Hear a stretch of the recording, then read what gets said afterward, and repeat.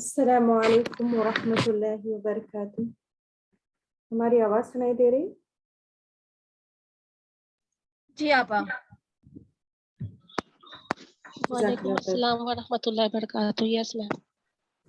جزاک اللہ. Thank you. الحمد للہ رب العالمین والصلاة والسلام علی رسولہ الکریم وعلی آلہ واصحابہ ومن استنى بسنته الی یوم الدین. اعوذ باللہ من الشیطان الرجیم. بسم اللہ الرحمن الرحیم. ہم واپس اپنے ٹاپک کو کنٹینیو کریں گے. ٹیوزڈے ہم نے اسٹارٹ کیا تھا 100 نصیحتیں ابن القیم کی.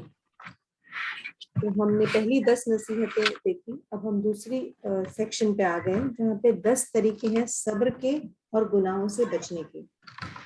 جیسا کہ ہم نے کہا کہ سب سے پہلا طریقہ ہے کہ ہم اللہ تعالیٰ کے سے ڈریں اور یہ دل میں سوچیں کہ گناہ بہت زیادہ غلیظ ہیں.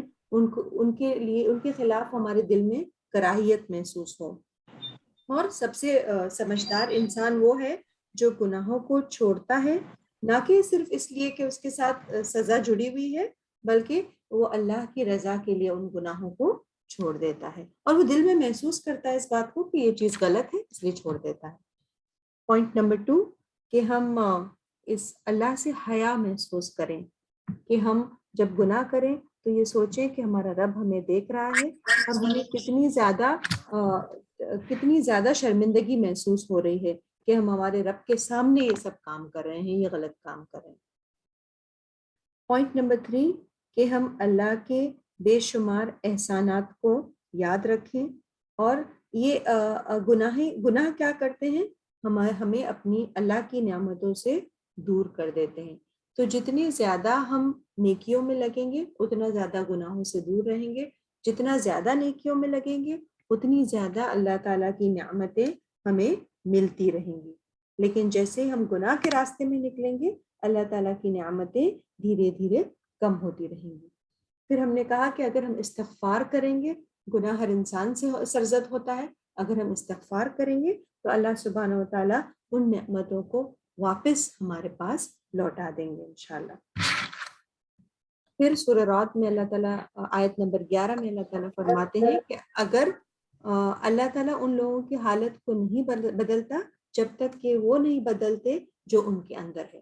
تو اگر ہم اپنے اندر سے جو برائیاں ہیں ان کو اگر ہم دور کرتے ہیں تو انشاءاللہ اللہ تعالیٰ ہماری سچویشنز کو بدل دیتے ہیں. اللہ تعالیٰ ہماری زندگی میں نعمتوں کی بارش کر دیتے ہیں. پھر سب سے بڑی نعمت کیا ہے؟ اللہ تعالیٰ کی بہت ساری نعمتیں ہیں، ہم رات دن اس کا استعمال کر رہے ہیں، لیکن اللہ تعالیٰ کی سب سے بڑی اور سب سے اہم ترین نعمت ہے ایمان. اور ایمان کیا کرتا ہے؟ ایمان ہمیں گناہوں سے بچاتا ہے.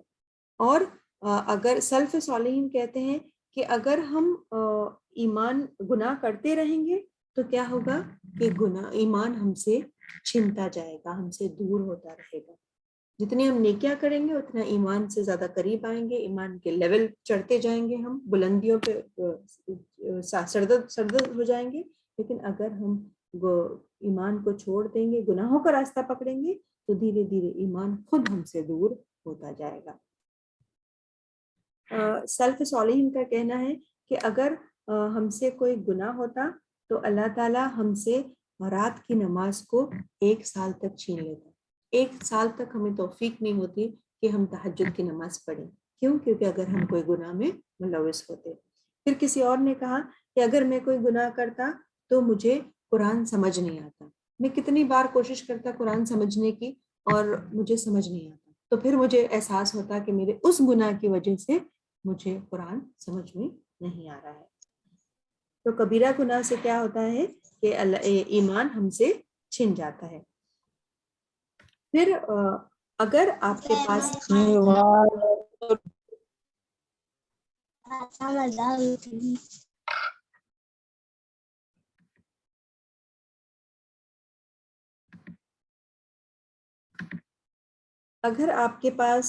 کوئی نعمت ہے تو ہمیں اس نعمت کی حفاظت کرنی چاہیے. حفاظت اس لیے کرنی چاہیے کیونکہ یقیناً گناہ کیا کرتے ہیں، نعمتوں کو دور کر دیتے ہیں ہم سے. پھر گناہ کا انجام کیا ہوتا ہے؟ گناہ کا انجام یہ ہے کہ دنیا میں بھی ہم محروم رہتے ہیں اللہ تعالیٰ کی نعمتوں سے اور ناخوش رہتے ہیں، اور یہ گناہ ہی ہمیں کہاں لے جاتے ہیں؟ ہمیں جہنم میں لے جاتے ہیں۔ اللہم اجرنی من النار۔ گناہ، جہنم کس چیز سے بنی ہے؟ جہنم آگ سے بنی ہے، اور جہنم میں کون رہے گا؟ جہنم میں گنہگار رہیں گے۔ اور گناہ کیا کرتا ہے؟ گناہ آگ کی طرح ہوتا ہے، کیونکہ یہ اتنی تیزی سے گناہ ہماری نعمتوں کو کھا جاتا ہے۔ تو آپ سمجھ رہے ہیں جہنم اور گناہ کا کنیکشن؟ جہنم آگ سے بنی ہے اور وہ گنہگاروں کو کھاتی رہتی ہے۔ جیسے ہی گنہگار ڈال دیے جائیں گے جہنم میں، فوراً جہنم ان کو نگل جائے گی۔ اسی طرح گناہ آگ کی طرح ہوتے ہیں جو اللہ تعالیٰ کی نعمتوں کو لگاتار کم کرتے رہتے ہیں، کھاتے رہتے ہیں۔ پھر جہنم کے بارے میں آتا ہے کہ جہنم میں جہنمیوں کو آگ کا عذاب تو ہوگا ہی ہوگا، لیکن اس کے علاوہ ان کو کھولتا ہوا گرم پانی دیا جائے گا پینے کے لیے۔ اس کے بارے میں اسکالرس کہتے ہیں کہ جب انسان کو پتا ہوگا کہ جہنمی کو پتا ہوگا کہ جو پانی مجھے پینے کے لیے دیا جا رہا ہے وہ بہت زیادہ گرم ہے، بہت گندا ہے، اس میں پس ہے اور وہ ذرا بھی پینے لائق نہیں ہے۔ جہنمیوں کا ہی پس کھٹا ہوتا ہے اور اسی کا پانی ہوتا ہے۔ تو جب انسان کو پتا ہوگا، جہنمی کو پتا ہوگا کہ یہ بہت زیادہ گرم پانی ہے، پھر وہ پانی کیوں پیے گا؟ اس کو منع کر دینا چاہیے جہنمی کو کہ نہیں، مجھے نہیں چاہیے پانی۔ لیکن اس کے آگ کی شدت اتنی زیادہ ہوگی کہ اس کا بدن جل رہا ہوگا اندر سے بھی باہر سے بھی، کہ اس کو پرابلم نہیں ہوگی کہ نہیں میں پی لیتا ہوں گرم پانی، کیونکہ اس وقت مجھے پانی کی ضرورت ہے۔ تو چاہے پانی گرم ہو، کیسا بھی ہو، مجھے صرف پانی چاہیے، کیونکہ آگ کی شدت اتنی زیادہ ہے۔ پھر اسکالرس کا یہ بھی کہنا ہے کہ انسان کو کچھ دیر تک انسان بغیر کھائے رہ سکتا ہے، کچھ دیر بغیر پیے رہ سکتا ہے، لیکن جب یہ بھوک اور پیاس اپنی شدت کو پہنچتی ہے تو پھر انسان کنٹرول نہیں کر سکتا۔ جیسا کہ ہم روزہ رکھتے ہیں تو ہمیں معلوم ہے کہ جیسے افطار کا وقت ہو جائے گا ہم بہت ساری چیزیں کھائیں گے اور بہت سارا کچھ پیئیں گے، تو پھر ہم انتظار کر لیتے ہیں، صبر کر لیتے ہیں، اور وہ وقت بھی بہت کم ہوتا ہے، 12-14 گھنٹے that's it۔ لیکن اگر کوئی انسان کو دنوں تک بغیر کھانے پینے کے رکھا جائے، پھر وہ انسان کچھ بھی کھا سکتا ہے اور وہ کہیں بھی جا سکتا ہے کھانے اور پینے کی تلاش میں، کیونکہ اس وقت اس کی بھوک شدت کی ہوگی اور اس کی پیاس بہت زیادہ شدید ہوگی۔ جیسا کہ کئی بار آیا بھی تھا پیپر میں کہ سولاپور میں ایک اسکول بند ہو گیا اور بچہ اندر رہ گیا، اور اس کے بعد چھٹیاں ہو گئی اور کسی کو پتہ نہیں تھا کہ بچہ اندر ہے، اور کافی دنوں کے بعد جب انہوں نے اسکول کو کھولا تو بچے کی تو لاش نکل آئی، لیکن دیواروں پہ بچے کے دیوار چاٹنے کے نشان تھے، کیونکہ بھوک اور پیاس کی شدت اتنی زیادہ تھی کہ وہ دیواروں کو چاٹنے لگ گیا تھا۔ اس طرح انسان زیادہ دیر تک اپنی بھوک اور پیاس کو برداشت نہیں کر سکتا ہے، اور اسی طرح جہنم میں بھی وہ گرم پانی پی لے گا اور اس کو پینے سے اس کے انتڑیاں کٹنے لگیں گے، اس گرم پانی سے جل کے کٹنا شروع ہو جائیں گے اس کی ہیٹ سے، اس پانی کے۔ اللہ تعالیٰ ہمیں جہنم کے عذاب سے بچائے، آمین۔ پوائنٹ نمبر 4 کہ اللہ کا ڈر اور اللہ کی سزا کا ڈر۔ اگر یہ دو چیزیں ہمارے پاس ہیں اور ہمیں یقین ہے کہ ہمارے پاس جو کلام اللہ ہے اور اس میں لکھا ہوا ہے کہ اللہ تعالیٰ کی جہنم حق ہے اور اللہ تعالیٰ کا عذاب حق ہے، تو پھر ہم گناہوں سے بچیں گے، اور ہم یہ جانتے ہیں کہ ہمارا رسول حق ہے، جو کتاب ہم پر نازل کی گئی ہے وہ حق ہے، تو اس میں جو کچھ بھی لکھا گیا ہے، جو کچھ بھی بیان کیا گیا ہے، وہ سب کچھ 100% حق ہے، اور اس حق اسے جانتے ہوئے کہ یہ حق ہے۔ اور کئی سارے نبیوں نے دعاؤں میں کافی ساری دعائیں بھی آتی ہیں قرآن میں، جس میں آپ صلی اللہ علیہ وسلم نے اللہ تعالیٰ سے آگ کے عذاب سے بچنے کی دعائیں کی ہیں۔ جیسے ایک دعا ہے ربنا اصرف عنا عذاب جہنم ان عذابها كان غراما انها ساءت مستقرا ومقاما۔ پھر اللہ کے آگ کے عذاب کی شدت بھی موجود ہے قرآن میں، اور اس پہ اگر ہم یقین کرتے ہیں کہ اللہ تعالیٰ کی عذاب حق ہے، تو پھر اور یہ چیز ہونے والی ہے، قیامت ہونے والی ہے، جنت جہنم حق ہے. اگر ہم اس چیز کو مانتے ہیں تو ہم پر واجب ہے کہ ہم اپنے آپ کو گناہوں سے زیادہ بچائے رکھیں. پھر کچھ سلف کا کہنا ہے کہ جو لوگ علم رکھتے ہیں، جب ہم اللہ کے خوف کی بات کر رہے ہیں پوائنٹ نمبر 4 میں، جو لوگ علم رکھتے ہیں اللہ کا یا اللہ کے دین کا علم حاصل کرتے ہیں تو وہ سب سے زیادہ اپنے رب سے ڈرتے ہیں.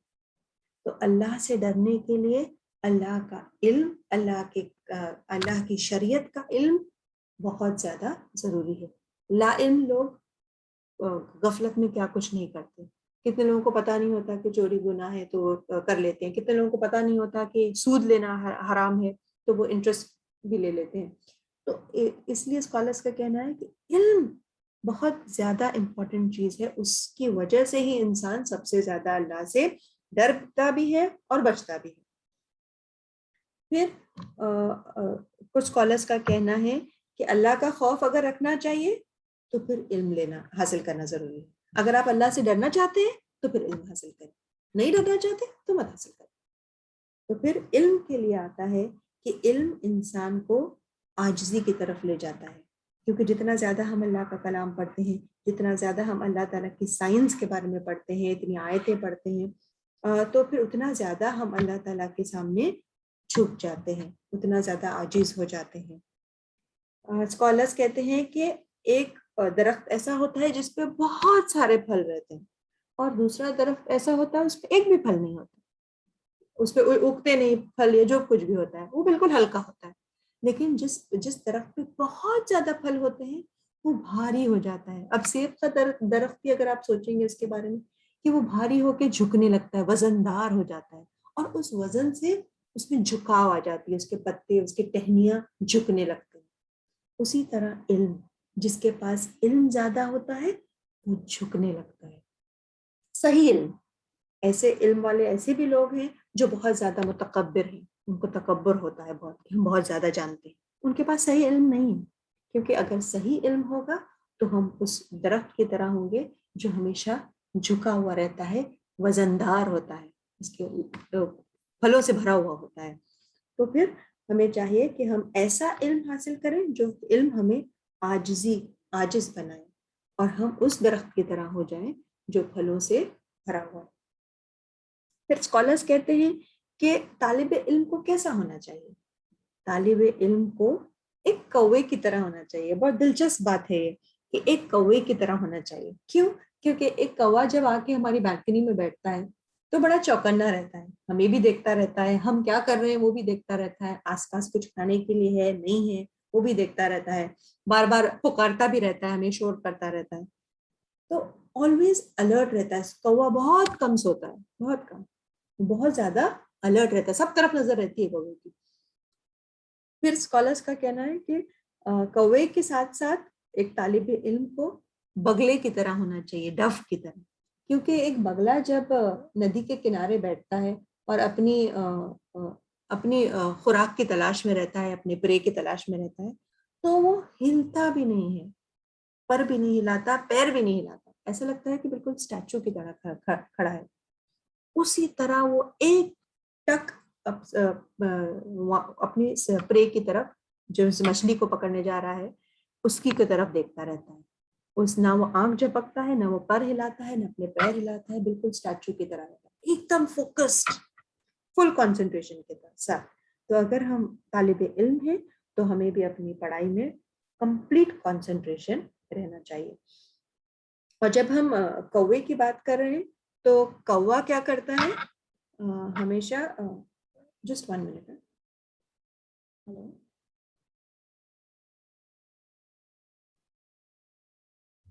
سوری.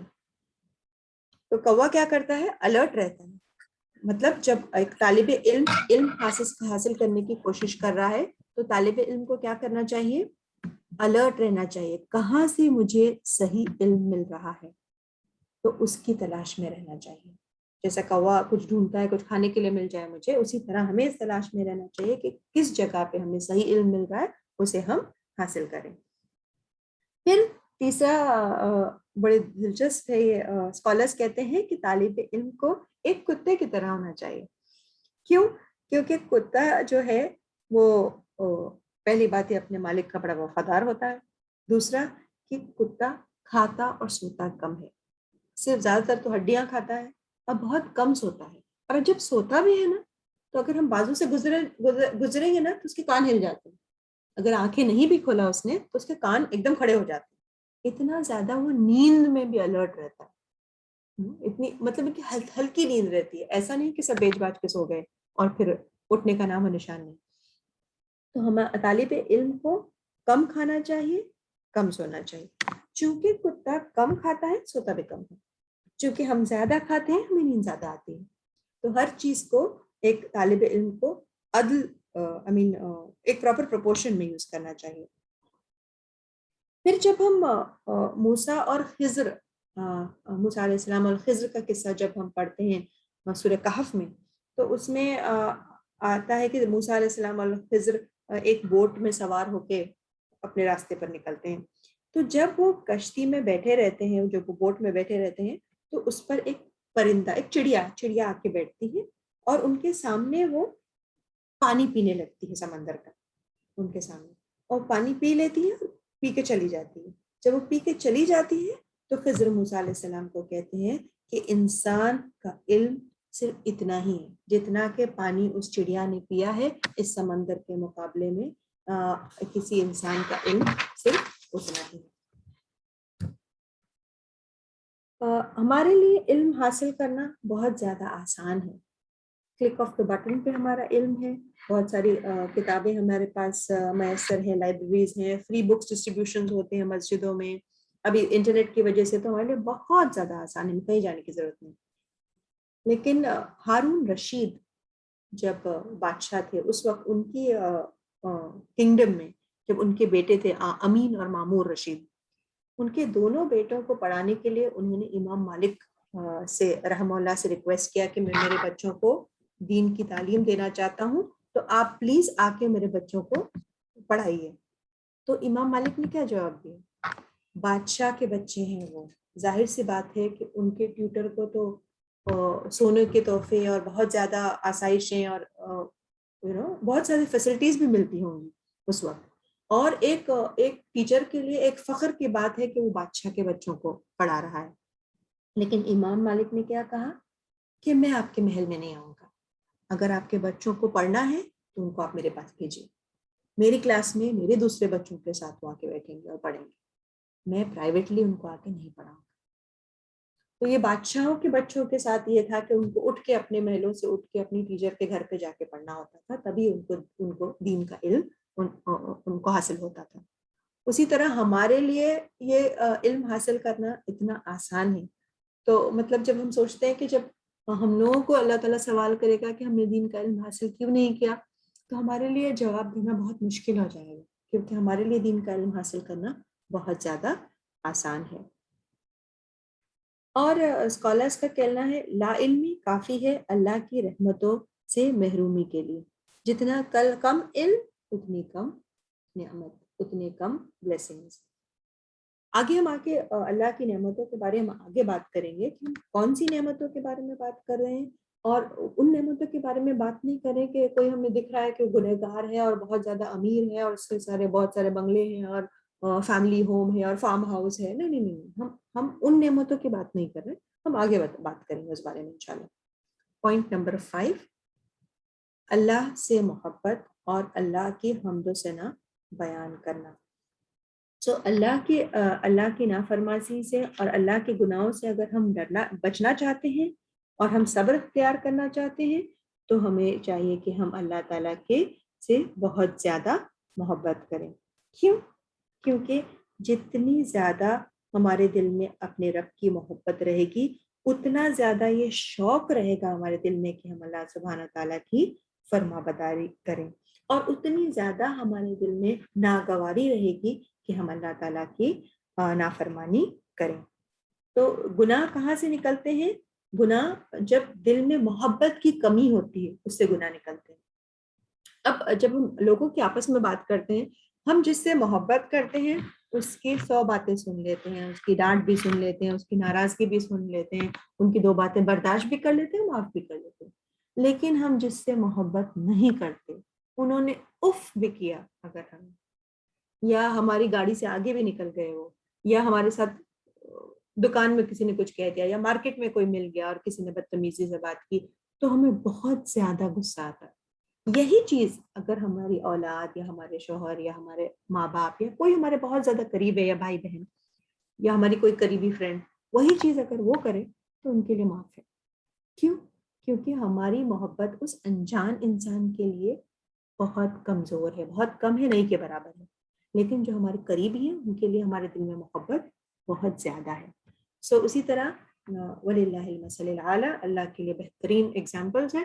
اللہ سے ہم جتنی زیادہ محبت کریں گے اتنا زیادہ ہمارے گناہوں سے بچنے میں آسانی ہوگی. محبت کو بڑھاتے رہیں ہمارے رب سے. اور یہ محبت کیسے بڑھے گی؟ علم حاصل کرنے سے، عبادت کرنے سے، اللہ تعالیٰ کی حمد و ثنا بیان کرنے سے. عمر بن خطاب رضی اللہ عنہ کہتے ہیں کہ کیا خوب بندہ ہے شعیب، کہ اگر وہ رب سے نہ بھی ڈرے پھر بھی وہ رب کی نافرمانی نہ کرے. شعیب علیہ السلام کے بارے میں کہتے ہیں عمر بن خطاب رضی اللہ عنہ کہ اگر وہ اللہ سے نہیں بھی ڈرتے ہیں تو بھی وہ گناہ سے نہیں بچیں گے، کیونکہ ان کے دل میں اتنی زیادہ محبت ہے اپنے رب کے لیے، محبت اتنی زیادہ ہے کہ ان کو گناہ کرنے کا خوف نہیں. کیونکہ محبت میں ہم بات مان لیتے ہیں نا دوسروں کی، جب ہم بہت زیادہ محبت کرتے ہیں مان لیتے ہیں. کسی نے ایکسٹرا پیسے بھی لے لیا تو ہم چھوڑ دیتے ہیں، یہ جانے دیجیے اپنا ہے، کیسا بھی ہے سامنے والا ہمارا اپنا ہے، تو ہم جانے دیتے ہیں. اسی طرح شعیب علیہ السلام اس لیول پہ ہے کہ اتنی زیادہ محبت ہے کہ ان کو یہ گناہ کرنے کا مطلب اللہ سے ڈر سے اللہ تعالیٰ کی نافرمانی نہیں کرتے وہ. اور سچی محبت کی نشانی کیا ہے؟ کہ جس طرح اپنا ایک انسان، ایک مومن بندہ اپنی دل کی حفاظت کرتا ہے، اس سے پتہ چلتا ہے کہ اس کے دل میں اس کے رب کی کتنی محبت ہے. تو جتنے زیادہ ہم اپنے دل کی حفاظت کریں گے اتنا زیادہ ہم گناہوں سے بچ سکیں گے. اب دل تو کسی کا دیکھا نہیں جا سکتا کہ دل میں اندر کیا ہے، لیکن دل کا انفلوئنس ہوتا ہے. جب ہم دل سے کسی کو معاف کرتے ہیں تو پھر ہمارا رویہ بھی معافی والا ہوتا ہے، ہمارا رویہ اچھا ہوتا ہے، اچھے بول بولتے ہیں. اگر ہمارے دل میں کسی کے لیے بغض ہے، نفرت ہے، جلن ہے، حسد ہے، وہ ہمارے آنکھوں سے پتہ چلتی ہے. جلن ہر آدمی آ کے آپ بولتا تو ہے نہیں کہ نہیں میں آپ پہ جل رہا ہوں، دیکھیے مجھے جلن ہو رہی ہے اس وقت، نہیں. ہم ان کی آنکھوں سے، ان کے تیور سے پہچان جاتے ہیں، اور ان کے لفظوں سے، ان کے الفاظ سے، ان کے تانا دینے کے انداز سے ہم سمجھ جاتے ہیں کہ سامنے والے کے دل میں ہمارے لیے حسد ہے، یا ہماری جو چیز آئی ہے ہمارے پاس نہیں، اس سے ان کو تکلیف ہے، یا ان کے پاس نہیں ہے اور میرے پاس ہے اس لیے اور وہ تکلیف ان کے جو دل میں جو آگ جل رہی ہے جلن کی، وہ ان کے فیس پر ریویل ہو رہی ہے. اور جب ہم کسی پر جلن کرتے ہیں تو ہمارے فیس پر وہ ظاہر ہو جاتا ہے، پھر وہ چہرے پر معصومی، خوبصورتی وہ ختم ہو جاتی ہے، کیونکہ وہ جلن کے ایفیکٹس ایسے ہوتے ہیں کہ وہ چہرے پر پورے ظاہر ہو جاتے ہیں، سامنے والا سمجھ جاتا ہے. وہ خود نہیں سمجھے بھی تو آس پاس کے لوگ بولیں گے آپ نے دیکھا ان کو، ان کے تو تیور ہی بدل گئے تھے، تو ہمیں پتہ چل جاتا ہے کہ سامنے والا کو ہم سے جلن ہے. تو اسے اور پھر کیا ہوتا ہے جب جلن ہمارے فیس پہ آتی ہے، پھر کہیں نہ کہیں ہمارے زبان پر بھی آ جاتی ہے، یا ہم سامنے والے کو منہ پہ کچھ کہہ دیتے ہیں، یا ہم پیٹھ پیچھے کہتے ہیں کہ نہیں یہ تو جو انہوں نے لایا ہے وہ اچھی کوالٹی کا نہیں ہے، وہ تو اتنا ملتا ہے، اتنے کا ملتا ہے، یہ ہے، یہ ڈپلیکیٹ ہے، یہ جو بھی کچھ ہے. کسی بھی انداز سے ہم اس جیلسی کو باہر ظاہر کر دیتے ہیں، جانے انجانے میں. ہم چاہتے تو ہیں کہ بہت اچھا پیش آئیں، ہم چاہتے تو ہیں کہ سامنے والے کو کسی کو پتہ نہیں چلے کہ ہمارے دل میں جلن ہے، لیکن چونکہ ہم نے اس جلن کو دل میں پالا ہوا ہے، وہ کہیں نہ کہیں اپنا راستہ نکال کے باہر آ جاتی ہے. اس لیے سب سے زیادہ امپورٹنٹ ہے کہ ہم اپنے دل کی حفاظت کریں. اگر دل کو صاف رکھیں، دل میں کوئی برا خیال نہیں آئے، برائی نہیں پیدا ہو کسی کے لیے، تو انشاءاللہ ہمارے عمل بھی صحیح رہیں گے. کیا صرف محبت کافی ہے رب کی، کہ ہم صرف دل میں محبت کر لیں رب سے اور بس کافی ہے؟ نہیں، صرف دل میں محبت نہیں رکھنی ہے رب کی، ہر وہ چیز جو ہم کر رہے ہیں اس میں اس سے ظاہر ہو کہ ہم اپنے رب سے محبت کرتے ہیں. اور ہمارے رب کی حمد و ثنا بیان کریں. ہم زیادہ سے زیادہ ذکر اذکار کریں. سبحان رب العلیٰ کہیں، ہم سبحان اللہ بحمدہ سبحان اللہ العظیم کہیں، اللہ اکبر لا حول ولا قوۃ الا باللہ. بہت سارے اذکار ہیں، ذکر اذکار ہیں. تو لگاتار ہم چلتے پھرتے اٹھتے بیٹھتے اللہ تعالیٰ کو یاد کریں، کیونکہ اس یاد سے ہی ہماری محبت میں اضافہ ہوگا. کچھ چیزیں ہمارے ذہن میں رہتی ہیں، جیسے اگر ہمیں ہمارے بچوں کی پڑھائی کی فکر ہے یا ان کے فیوچر کی فکر ہے، تو وہ ہم بیٹھے بیٹھے چلتے پھرتے ہمارے ذہن کے سامنے ہمارے بچے کا چہرہ آتا ہے کہ نہیں وہ بیچاری، اس کو یہ پرابلم ہے، وہ بیچاری اس کو پیسوں کی کمی ہے، وہ بیچاری ہے نا. تو ہم یاد کرتے رہتے ہیں اور اس کی دعا کرتے رہتے ہیں، رائٹ. یا پھر فون کر کے بار بار پوچھتے رہتے ہیں سب ٹھیک ہے، کیونکہ وہ چیز ہمارے ذہن میں چلتی رہتی ہے، رائٹ. تو اس لیے وہ ہمارے دعاؤں میں بھی شامل ہو جاتی ہے.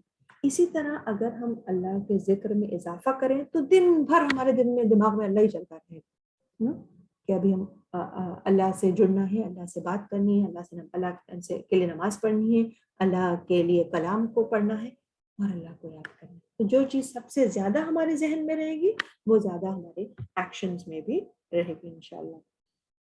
اور ذکر کیا کرتا ہے؟ ذکر دل کو زندگی دیتا ہے. اور اسکالرز کہتے ہیں کہ سب سے بہترین تحفہ کیا ہے کہ اللہ تعالیٰ نے جو اپنے بندوں کو دیا ہوا ہے وہ اس کی محبت ہے. جس بندے کے دل میں اپنے رب کی محبت ہے وہ سب سے بہترین تحفہ ہے اپنے رب کا. اس کے پاس چاہے کچھ بھی نہیں ہو، اس کے پاس نہ بینک بیلنس ہو، نہ گاڑیاں ہوں، کچھ ہو، لیکن اگر اس کے دل میں اس کی، ہو سکتا ہے بہت بڑی آزمائش میں بھی ہو سکتا ہے بہت زیادہ تکلیف میں بھی ہو، لیکن اس کے باوجود بھی اگر اس کے دل میں اس کے رب نے اس کی محبت ڈال دی ہے تو یہ سب سے بہترین تحفہ اس کے رب نے اس کو دیا ہے. اس سے زیادہ اچھا تحفہ کوئی ہو ہی نہیں سکتا اس بندے کے لیے.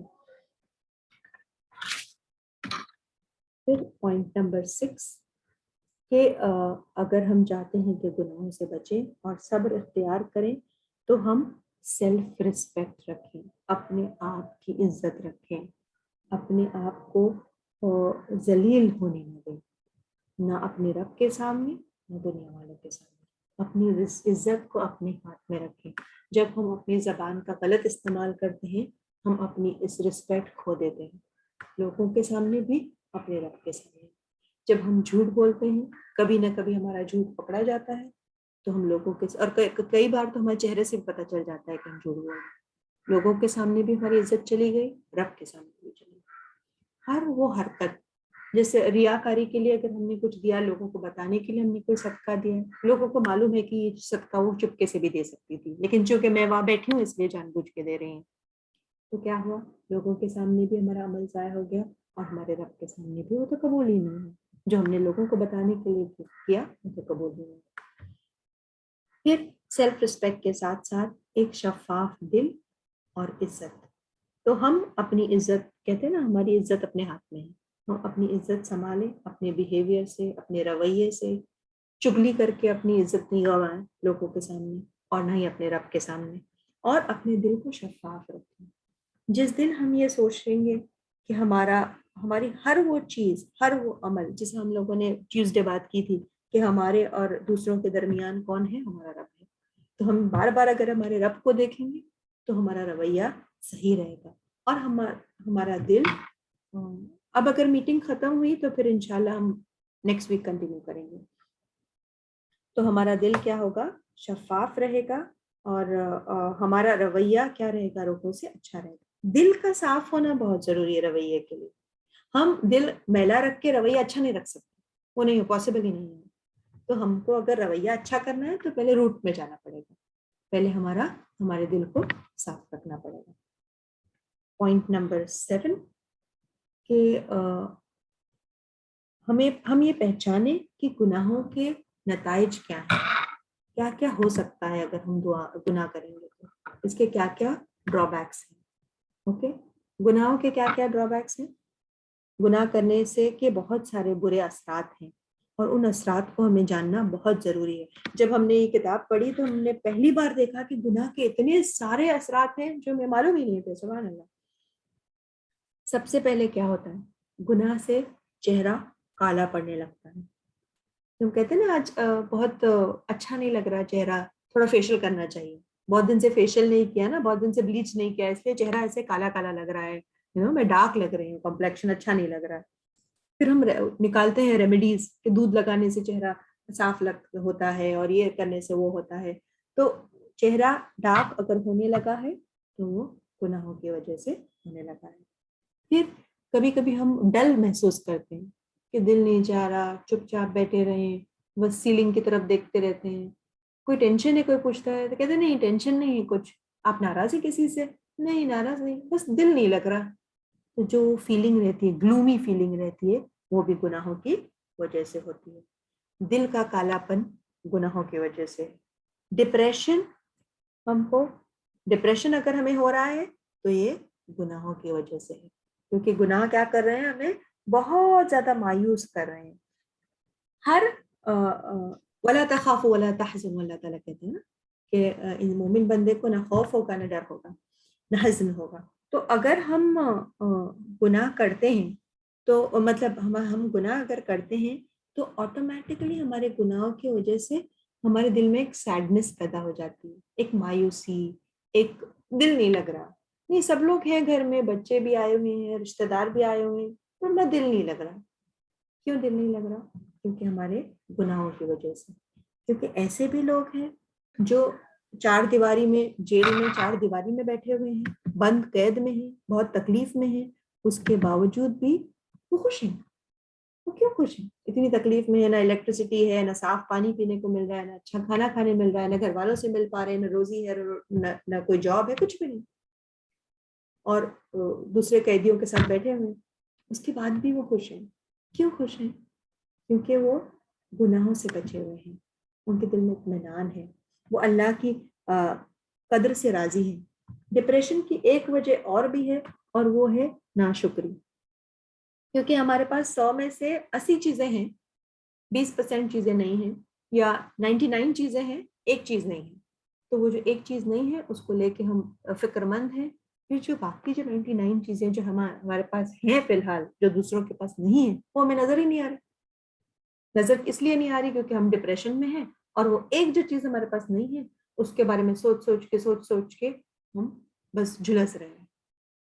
اور شیطان تو چاہتا ہے کہ ہم ڈپریس رہیں. شیطان بہت خوش ہوتا ہے جب ہم ڈپریشن میں ہوتے ہیں, کیونکہ شیطان کبھی نہیں چاہتا کہ مومن بندہ خوش رہے, رب سے راضی رہے, شکر کی حالت میں رہے, صبر کی حالت میں رہے. نہیں نہیں نہیں, وہ تو بڑا چڑھا کے ہمیں بتاتا ہے, اچھا تمہارے ساتھ ایسا ہوا, اب تو کیا فائدہ ہے, اب کھانا بھی مت کھاؤ کھانا, بھوکے رہو, افسوس میں رہو, ناراضگی میں رہو.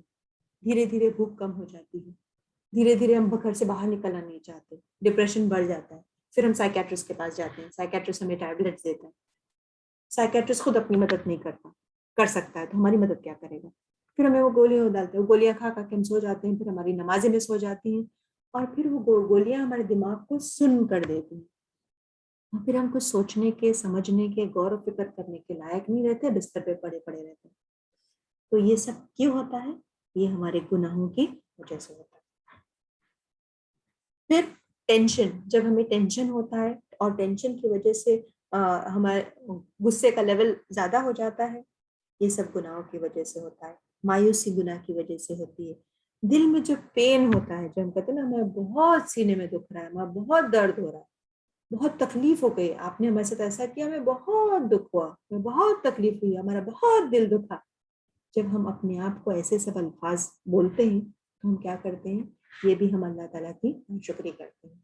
جیسا ہم نے ٹیوزڈے بات کی تھی کہ ہر وہ انسان جو ہماری زندگی میں ہے وہ پلانٹڈ ہے, اللہ تعالیٰ نے اس کو ڈیوٹی لگا کے بھیجا ہے. فلاں نے بندے کو بھیجا ہے کہ نہیں آپ جاؤ اس کا دل دکھاؤ, یہ تمہاری ڈیوٹی ہے.